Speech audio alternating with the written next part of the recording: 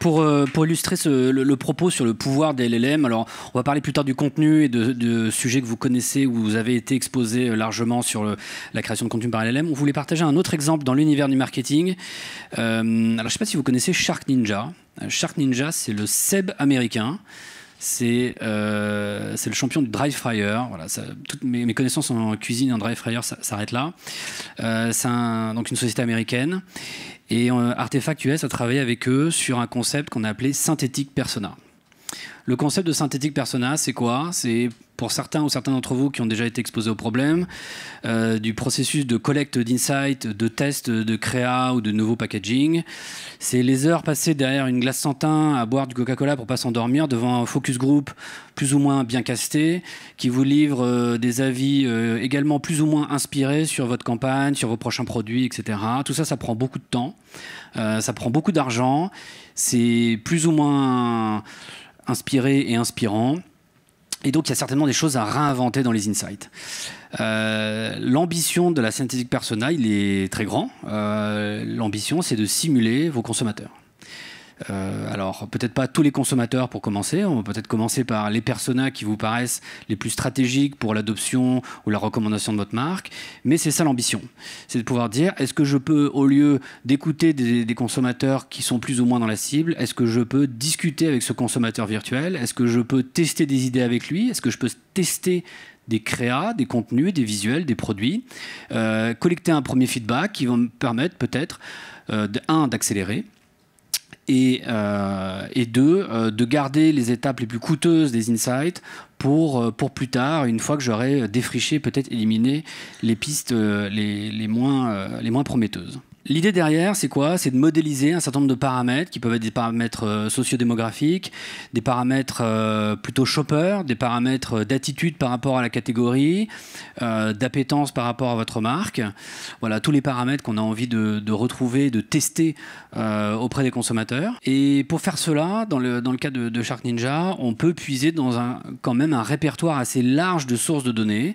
Alors tout le monde n'a pas la chance nécessairement d'avoir un site D2C, tout le monde n'a pas la chance d'avoir beaucoup de product reviews, mais dans leur cas à eux, il y avait beaucoup de sources de données.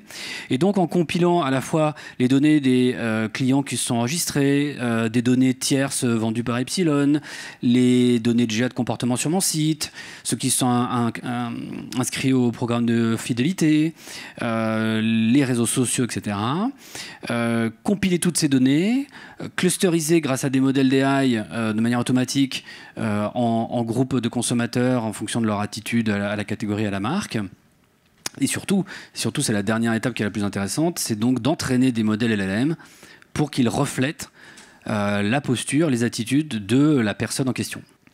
Et donc aujourd'hui, on est sur 4 ou 5 personas qui sont simulés. Alors on peut faire plusieurs choses. La première, c'est qu'on peut explorer en mode talk to your data. On peut explorer les caractéristiques de cette persona en discutant avec le chatbot qui incarne cette personne, et puis voir exposer aussi un certain nombre de paramètres compilés sur toutes les caractéristiques de cette persona. C'est la première chose. La deuxième chose, c'est qu'effectivement, on peut discuter pour extraire des insights plus qualitatifs. Et le troisième paramètre, qui est évidemment très intéressant, c'est de lui soumettre des créas, donc lui soumettre des images, de produits, de campagnes, et voir comment la persona réagit à ces stimuli.